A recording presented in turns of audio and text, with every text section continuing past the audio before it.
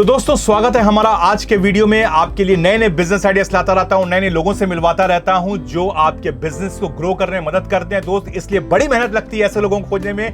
तो अगर ये वीडियो जो मैं बनाने जा रहा हूं ये आपको अच्छा लगे तो इसे लाइक, सब्सक्राइब और कमेंट जरूर करिएगा। बहरहाल आज के वीडियो में मैं आपको मिलाऊंगा डिजाइनर इखलास से, जो कि फैशन कंसल्टेंट है कोलकाता में पिछले तकरीबन 15 साल से। और अगर आपने नए नए कपड़े का बिजनेस स्टार्ट किया है तो कैसे ब्रांड बनाना है, इसमें क्या क्या करना है, किन बातों का ध्यान रखना है, कौन सी चैलेंजेस हैं जो आपको फेस करनी है और क्या नहीं करना है, वो सारा डिजाइनर इखलास बताएंगे अपने एक्सपीरियंस। और ये ओनर भी है हमसफर ब्रांड के, जो बहुत बड़ा ब्रांड है कलकत्ता में, जो कुर्ताज में आप डील करते हैं, बहुत बड़ा ब्रांड है ये। और आज इन्होंने हमारे लिए टाइम निकाला है, तो वीडियो पूरा अंत तक देखिएगा और अच्छा लगे तो इसे लाइक, सब्सक्राइब, कमेंट जरूर करिएगा। चलिए ज्यादा टाइम नहीं लेके करते हैं वीडियो की शुरुआत और सीधा बात करते हैं डिजाइनर इखलास से और सीधा आते हैं मुद्दे की बात पर। इखलास जी, सबसे पहले तो स्वागत है आपका आज हमारे वीडियो में। इससे पहले कि मैं आपसे कोई सवाल करूं, आप प्लीज बताइए कि आप कंपनीज को, आप कुछ अपने बारे बताइए और कैसे आप कंपनीज को मदद करते हैं कि वो ब्रांड अपना बनाएं, इस बारे थोड़ा हमको बताइए। बेसिकली कंपनीज से ज़्यादा मैं जो नए अपकमिंग डिज़ाइनर्स जो पास आउट होते हैं या जिनको लगता है कि उनको कंसल्टेशन की ज़रूरत है, तो वो कांटेक्ट करते हैं कि किस तरह से हम ब्रांड स्टार्ट करें, किस तरह से जो है आगे प्रोसीड करें। क्योंकि इंसान है भाई, कहीं पर भी कंसल्टेंसी की ज़रूरत पड़ती है, हमको भी पड़ती है। तो हम भी जो है अपने कभी अकाउंटिंग के लिए हमको किसी से कंसल्ट करना ही पड़ता है, किस तरह से कंपनी स्टार्ट करें या कैसे।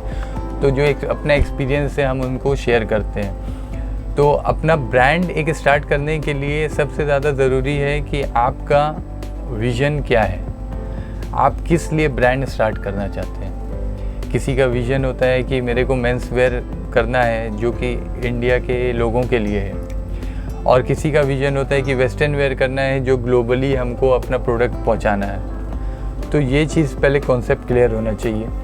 करना क्या चाहते हैं, विजन क्या है, 10 साल बाद अपना आपको कहाँ आप देखना चाहते हैं, आपकी कंपनी को आप कहाँ देखना चाहते हैं। सेकेंड चीज़ होता है कि आपके पास रिसोर्सेज क्या है।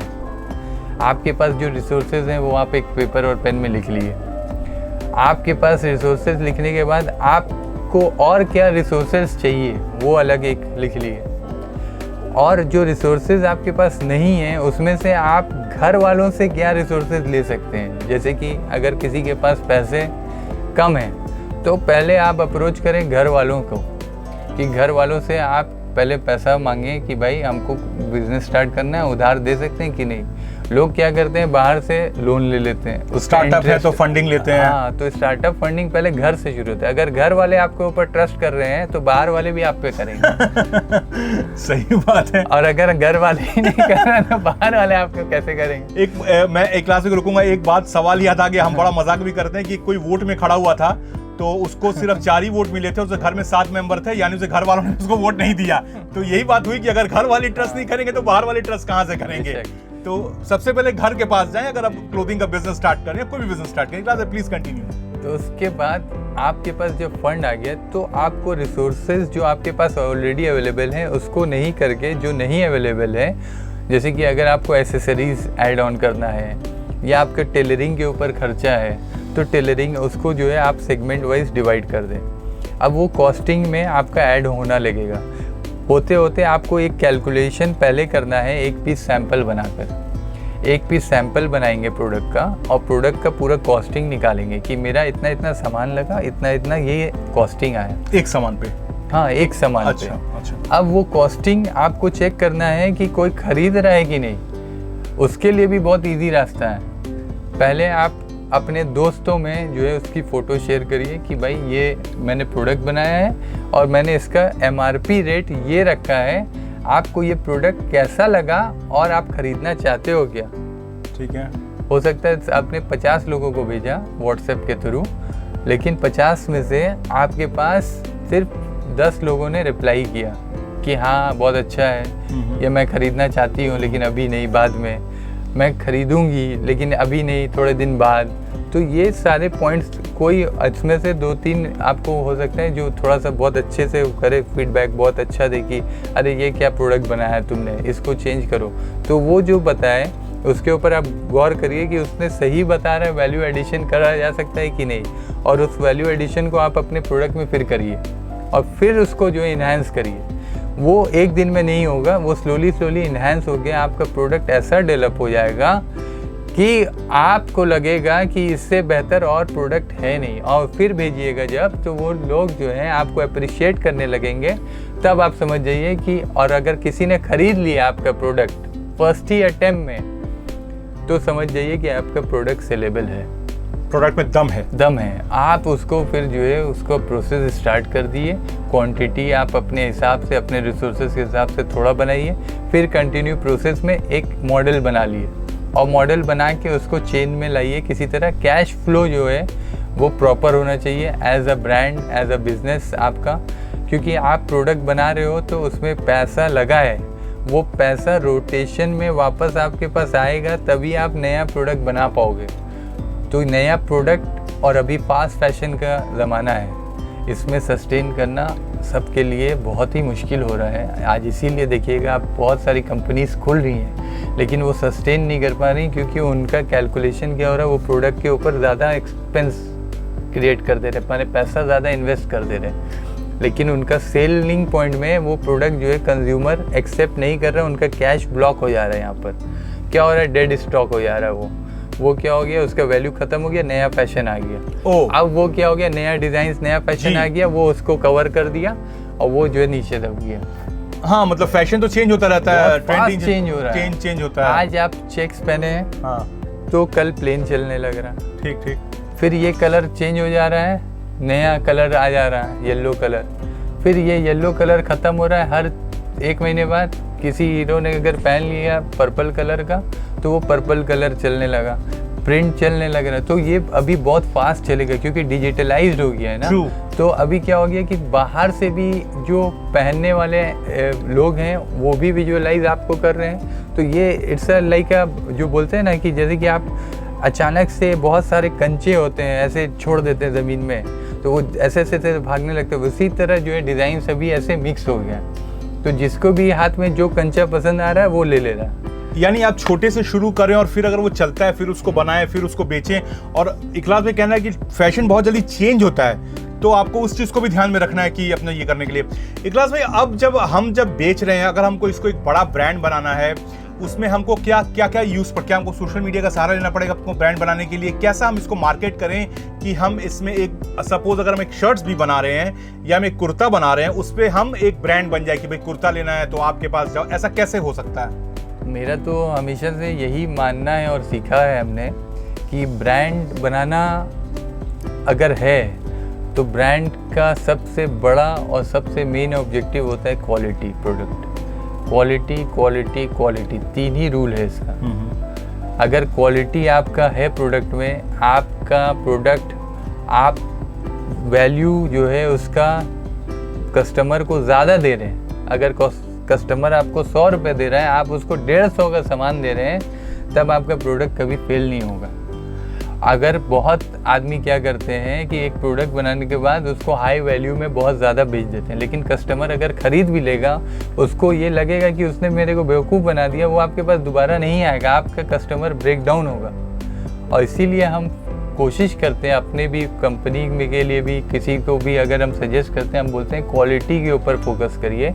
क्वालिटी को डे बाय डे आपको इन्हांस करना है। जहाँ पर आपका वीक पॉइंट है उसको जो है आपको पकड़ के सही करना है। आपको लगता है कि ये बटन है छोटा सा, लेकिन ये बटन का आपको वैल्यू नहीं मानेगा। अगर ये बटन हम हटा दें यहाँ से तो ये पूरा प्रोडक्ट खराब बेकार हो जाएगा। हाँ। तो ये बटन का भी क्वालिटी जो ऐसा होना चाहिए जो कस्टमर को और इस प्रोडक्ट को इन्हांस करे। तो जो छोटी छोटी चीज़ हैं उसके ऊपर अगर वर्कआउट करके क्वालिटी को मेंटेन करें, वो ब्रांड हो सकता है वक्त लगेगा, लेकिन वो ऐसा ब्रांड होगा कि जिस तरह से आपका पूरा लीगेसी चलेगा वो।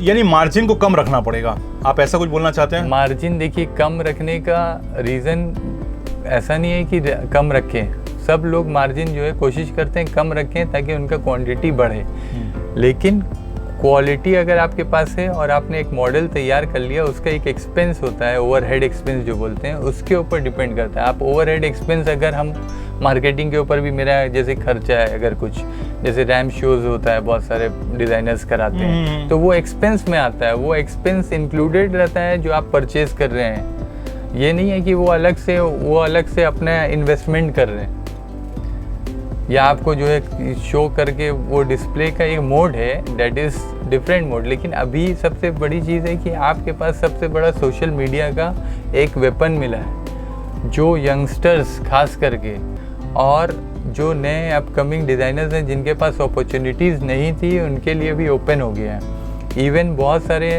वेबसाइट्स बने हैं, इवन गवर्नमेंट के जेम बोलकर एक मार्केट प्लेस बना है, वहाँ पर भी आप यूज़ कर सकते हैं, उसको भी यूज़ कर सकते हैं। तो ये सब पोर्टल्स को यूज़ करना है आपको। पहले तो समझना होगा कि आप जो प्रोडक्ट बेच रहे हैं उसका कंज्यूमर कहाँ है।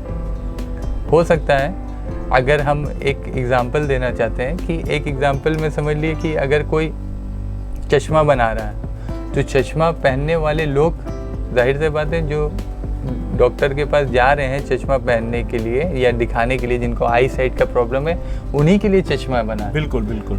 तो उसी तरह आपका जो प्रोडक्ट है वो कौन कस्टमर है वो समझना ज़रूरी है। टारगेट करना पड़ेगा हमको कस्टमर्स को। हाँ। और फिर अगर आपको लगता है कि अगर क्वालिटी अच्छा है तो आप अच्छा मार्जिन भी ले सकते हैं उसमें, अगर क्वालिटी आपका बेस्ट है। क्वालिटी आपका अगर मोनोपोली है, मोनोपोली मतलब कि आपके अलावा और कोई बना नहीं सकता, तो आप कुछ भी लेंगे, कस्टमर को हंसते हंसते बोलेगा भाई दे दो। और अगर आपको लगता है कि नहीं, it can be copied, it can be made, तो वो तो आप फिर मिनिमाइज़ करके रखिए, आप अपना एक लेवल मेंटेन करके रखिए। स्लोली आहिस्ते आहिस्ते जैसे जैसे आप इन्हांस करिएगा, वो आहिस्ते आहिस्ते बढ़ता जाएगा। और इकोनॉमिक्स में शायद पढ़ा ही होगा, क्वालिटी के साथ साथ आपका प्राइस जो है, दोनों जो है साइमल्टेनियसली ग्राफ जाता है। आपका क्वालिटी अच्छा रहेगा तो प्राइस भी आपका ऊपर ही जाएगा। तो आपको क्वालिटी, एक लास्ट सवाल इकलास भाई आपसे, कि जैसे ये कपड़ों में अगर मान लीजिए मैंने कोई डिज़ाइन किया है कुछ, तो जैसे कहते हैं ना कि किसी ने चुरा लिया और फिर वो डिज़ाइन कर लिया, तो कोई कॉपीराइट का भी इसमें, क्या ट्रेडमार्क का इसमें कुछ है कि नहीं, ऐसा कुछ कपड़ों में? ऐसे तो इंडिया में हमने अभी तक कहीं ऐसा देखा नहीं है। और कॉपीराइट का अगर बात करते हैं तो यूजुअली बाहर कंट्रीज़ में पेटेंट राइट, कॉपीराइट्स रहती हैं, लेकिन यहाँ पर हमारे यहाँ तो उतना इसके ऊपर गौर व फिक्र नहीं है। और क्योंकि कंट्री बहुत बड़ी है, पॉपुलेशन बहुत बड़ा है, और सबके पास जो है मोड ऑफ इनकम जो है अलग अलग ज़रिए से आना है, तो इसलिए जो है अभी फ़िलहाल के लिए तो बहुत लोग डिज़ाइनर्स हैं जैसे कि लेते हैं और कॉपी जो करने का रहता है लोग करवाते हैं। लेकिन मेरा मानना है कि आपका अपना प्रोडक्ट, आपका अपना पेड़ का फल जितना स्वादिष्ट होता है, वो शायद किसी के कॉपी करने से भी आपको कोई फ़र्क नहीं पड़ता। और आपका जो किस्मत में और जो रिस्क अल्लाह ने रखा है, वो जो है आपको मिलकर रहेगा। और लेकिन ये मैं आपसे एक और सवाल पूछना हूँ कि एक जो बिगिनर है उसको तमाम अगर वो बातें फॉलो करता है तो उसको एक ब्रांड बनाने में अपना कितना टाइम लग सकता है? ऐसा कोई टाइम ड्यूरेशन होता है, कब तक वो एक अच्छा ब्रांड उसी सेक्टर में क्रिएट कर सकता है? कुछ ऐसा ईयर है, डेडलाइन है कुछ? डेडलाइन एक अच्छा और एक सस्टेनेबल, हम बोलते हैं सस्टेनेबल ब्रांड जो बनने के लिए टाइम लगता है मिनिमम 3 to 5 years। 3 से 5 साल लग जाता है। 3 से 5 साल सस्टेनेबल ब्रांड की। हाँ ठीक है, अब 3 साल में हमको समझ में आएगा कि अब मेरा जो इन्वेस्टमेंट है वो रिकवर हो गया है, अब हमको सिर्फ प्रॉफिट जनरेट करना है। और अगर आपका ब्रांड एकदम नया स्टार्टअप है तो पेशेंस रखना होगा। अचानक से आपको कोई वो नहीं मिलेगा, विजिबिलिटी नहीं मिलेगी। माने कि आप अचानक से जो है जादू से जो है कुछ भी नहीं होगा। जैसे कि कोई आता है कस्टमर कि कल मेरे को जो है ये आज ही दे दिए, तो हम एक ही चीज़ बोलते हैं, मेरे पास जादू की छड़ी होती तो मैं बना के दे देता आपको। ऐसा हो नहीं सकता, क्योंकि ये सब हैंडमेड हैं और बहुत सारे इश्यूज आते हैं जिसकी वजह से थोड़ा सा आगे पीछे डेट्स होते ही हैं। और मैं आपसे एक आखिरी सवाल पूछना चाहता हूँ कि जो अगर क्लोथिंग का बिजनेस शुरू करना चाहता है तो तो क्या उसका खुद का फैशन डिजाइनर होना जरूरी है, इसमें एक्सपीरियंस है, या वो लोगों को रख कर भी ये काम करवा सकता है? देखिए, क्लोथिंग का बिजनेस शुरू करने के लिए कुछ खास चीज़ों की ज़रूरत नहीं पड़ती। यहाँ पर हमने तो ऐसे लोगों को देखा जिनका कोई बैकग्राउंड नहीं है क्लोथिंग का, जिन्होंने कुछ किया नहीं, लेकिन क्लोथिंग का बिज़नेस किया उन्होंने, उनको सूट कर गया। लेकिन मेरा ये पर्सनल अपना एक मानना है कि सेंस जो होता है, एस्थेटिक सेंस, वो जो है एकदम क्लियर होना चाहिए। तब जाके आप क्लोथिंग का बिज़नेस करेंगे तो आप सक्सेस आपको आज नहीं तो कल मिल जाएगा। अब एस्थेटिक सेंस कैसे आएगा? वो ग्रूमिंग सेशंस बहुत सारे करा रहे हैं, लेकिन ग्रूमिंग सेशन से ज़्यादा क्या होता है कि जो बचपन से आप जहाँ पले बड़े हैं, जिस माहौल माशरा में, हाँ, वो सेंस आपके अंदर ऑटोमेटिकली जो है अडेप्ट कर जाता है। मतलब थोड़ा सा तो आपको उसमें होना ही चाहिए। हाँ, कि आप इस चीज़ की तरफ रुझान अगर आपका है, हाँ, रुझान वो आपके अंदर नज़र आने लगता है। हाँ, वो आप छुपा नहीं सकते। अगर आप किसी चीज़ को, अगर किसी के साथ आप सामने, बच्चे के सामने बॉल रख दिएगा, तो एक बच्चा हो सकता है उसको छुए नहीं डर से, और एक बच्चा जिसको खेलने का शौक हो वो किक मार के बॉल को बाहर कर देगा। तो वही फ़र्क है कि कौन किक मारता है और कौन नहीं मार रहा है, वो डिपेंड करता है। थोड़ा सा आपके अंदर होना चाहिए।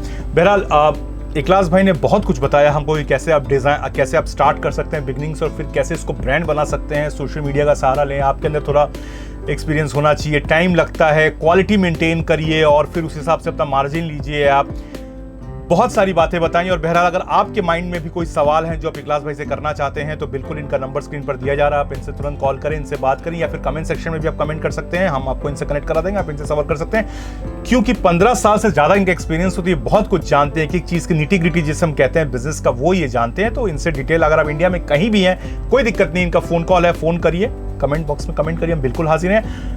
ये वीडियो को पसंद है जैसे लाइक, सब्सक्राइब और आप फॉलो जरूर करिए। और इसके पहले हमने एक और वीडियो बनाया है जहां पर हमने ये बताया कि अगर आप एक फैशन डिजाइनर बनना चाहते हैं, फैशन डिजाइनिंग इंडस्ट्री में आना चाहते हैं, उसके लिए क्या कोर्स है, कैसे करें, कहां से करें, कितना कमा सकते हैं, क्या फ्यूचर है, इसको लेकर हमने एक डिटेल वीडियो बनाया है जिसका इंटरव्यू हमने इखलास भाई से जिसका इंटरव्यू लिया था, और उसका लिंक मैं अपने आई बॉक्स और अपने डिस्क्रिप्शन बॉक्स में दिए जा रहा हूं। वो वीडियो भी आप जरूर देखिएगा। बहुत कुछ जानकारी मिलेगी फैशन डिजाइनिंग के बारे में, क्योंकि हम जिसे कहते हैं direct from the horse mouth, ये वही है, क्योंकि इस इंडस्ट्री में है तो ये ज़्यादा बेटर बता पाते हैं। और ऐसे ही लोगों को हम आपके लिए लेकर आते हैं ताकि आपके जो आइडियाज़ हैं वो और ग्रूम करें, आप और ग्रो करें। वीडियो अच्छा लगा तो इसे लाइक करिए, सब्सक्राइब करिए, कमेंट करिएगा दोस्तों, ताकि ऐसे बिजनेस आइडियाज़ मैं आपके लाता रहूँ और ऐसे ही अच्छे मेहमानों से आपको मिलवाता रहूँ। फिर मिलेंगे अगले वीडियो में, दीजिए इजाज़त।